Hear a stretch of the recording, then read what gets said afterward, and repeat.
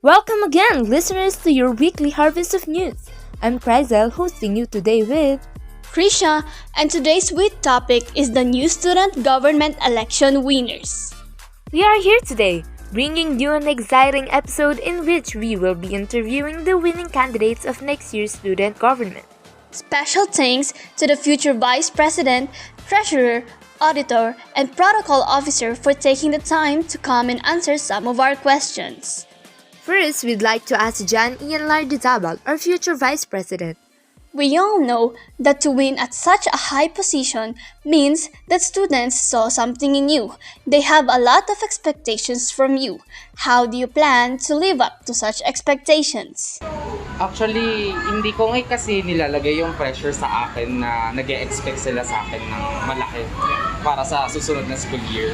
Parang ang iniisip ko na lang, kung bibigyan kami ng trust ng City High na ma-approve ng head teachers yung mga activities na talagang gusto nilang ma-implement at gusto namin na mga implement. Opo. Yun, malaki naman yung chance. Pero ang problema lang kasi, pag nag-expect kasi sila na parang, ay, ito pinramis nyo ng campaign, bakit hindi nyo kayang implement ngayon? Opo. Ang side naman namin is, hindi kasi kami yung nagde-desisyon. Head teachers ang nagde-desisyon, kaya kung hindi pinayagan, wala kaming choice. Madi-disappoint kami, mas lalo na yung mga tao sa City High. Wow! I was pretty sure that the SSG called the shots, but I am definitely proved wrong. Me as well, but I'm amazed that he can handle the pressure of being a vice president. But of course, being under pressure during times of great pressure is important in being a good leader. Speaking of good leaders, we also have questions that need answers from our future treasurer, RJ Ramos. Similar to what I asked, RJ, what do you think you could do to make the students happy? Siguro yung pag-implement ng mga projects na gusto ng mga estudyante. Like, sa Teacher's Day, magkakaroon ng TFAD or Teachers for a Day. Alam niyo naman siguro yung po. Tapos pwede rin tayo magkaroon ng intramurals, sport fest. Siguro sa pag-implement ng mga activities na ikakasiyahan ng mga estudyante na makakatulong sa kanila, siguro yun yung magiging basehan para ma-satisfy sila dun sa expectation na hinahanap nila. Those are great events they're planning, and big ones too. I hope they can really pull it through.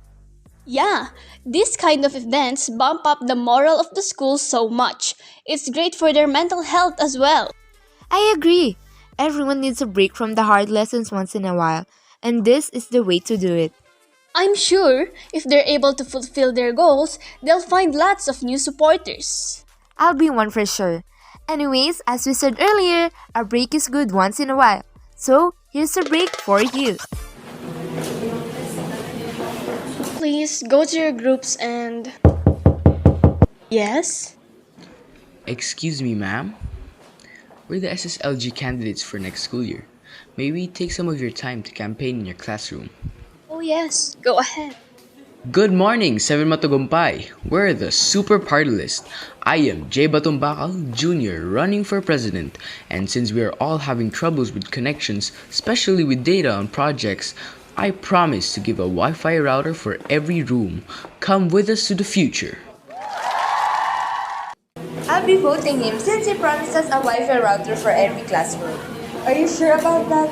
For sure he just said that to get our votes. You can finally have a Wi-Fi. Don't you want that? Students, think about who you vote. Think twice and identify their real purpose. A friendly reminder from Buzz Uncut. And we're back, people.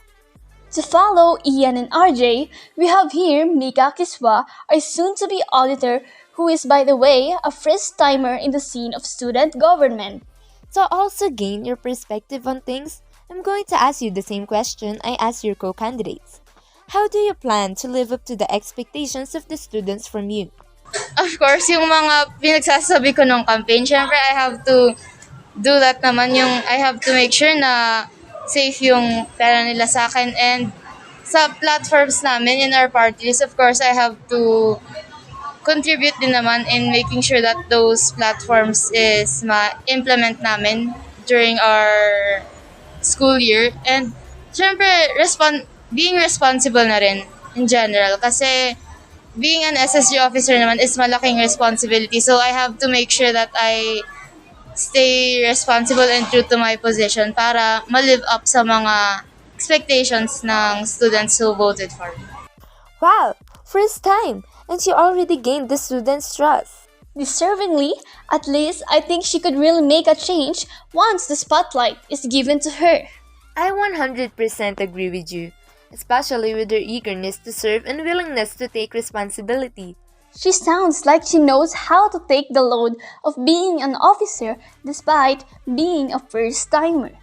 To me, she is ready to provide service to her fellow city hires. Anyways, let's hear from our last guest, Christian Dalog Jr., our upcoming protocol officer. What's your look on how to satisfy the expectations of the students, especially from the new candidates? Elaborate expressions. Of course, you need your supporters and their opinions. With their opinions and their contributions to your, let's say, your position, protocol officer, they want you to organize events, di ba? If they want you to organize events, then they should give at least their opinions or any tips on what they think is good for them. So, with my position and with my power that I hold, of course, I will give them those things that they need. You know, Christian seems to have completed the formula in getting supporters and satisfying them. Supporters plus opinions equals expectations. Student satisfaction is equal to expectation plus power and effort. With all the math aside, I also think taking the opinions of the people before implementing something is extremely important. But of course, being able to implement something is a different thing. That's where his power comes in. But as they say, great power comes with great responsibility. That is such a great statement to end our episode. Don't forget to tune in again for next week's next episode. See you then!